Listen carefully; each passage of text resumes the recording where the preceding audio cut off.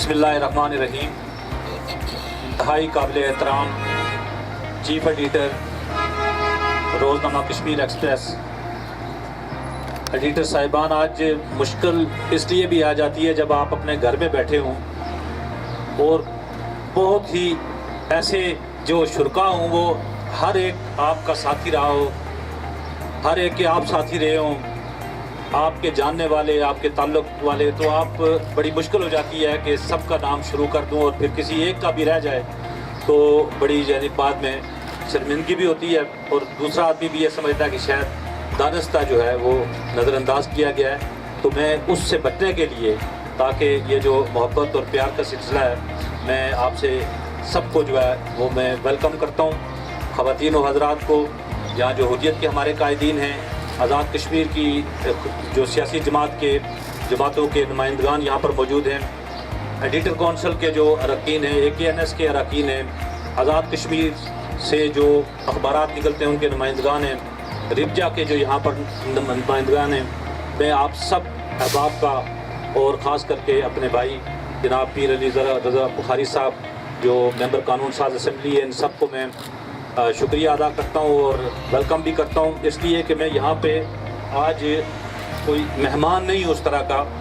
میں اپنے آپ کو زائد تبسم کی اس پوری جدوجہد میں اپنے آپ کو اس ادارے کا، بے شک میں نے کبھی کام نہ کیا ہو، لیکن میں اس ادارے کا حصہ سمجھتا ہوں۔ میرے سامنے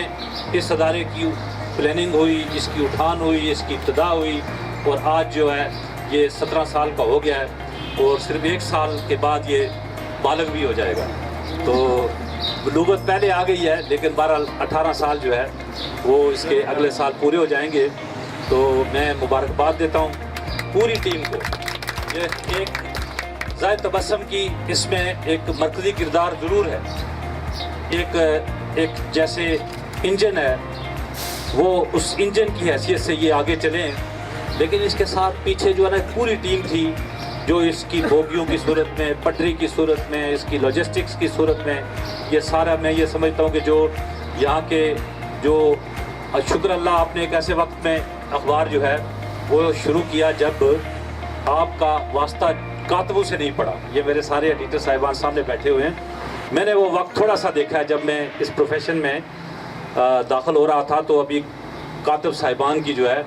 وہ ان کی جو اس پروفیشن میں اجارہ داری جو ہے اس کو میں اپنی آنکھوں سے میں نے دیکھا ہے، لیکن ٹیکنالوجی آگے اور لوگوں کے پیچھے بھی پڑی ہوئی ہے۔ مشینیں جو ہے وہ 10 20 25 40 100 ہاتھوں کا کام کر رہی ہیں، تو ظاہر ٹیکنالوجی جتنی آگے بڑھے گی اس میں ہیومن ریسورس کم ہوگا، لیکن اس کے باوجود میں یہ سمجھتا ہوں کہ جس طرح میرے بھائی زائد نے ایک آئیڈیا لیا، کیونکہ پورے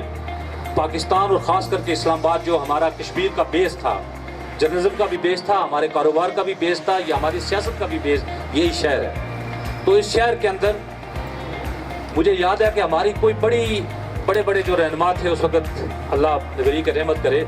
جو صف اول کے رہنما، ان کے علاوہ باقی جو ہمارے جو تھے وہ کوئی تصور نہیں کر سکتا تھا کہ صفحہ 2 کے یا 3 کے اندر ان کا کوئی 1 کالمی یا 2 کالمی خبر، 2 کالمی خبر تو خیر بہت خاص لوگوں کو، خاص کر کے جب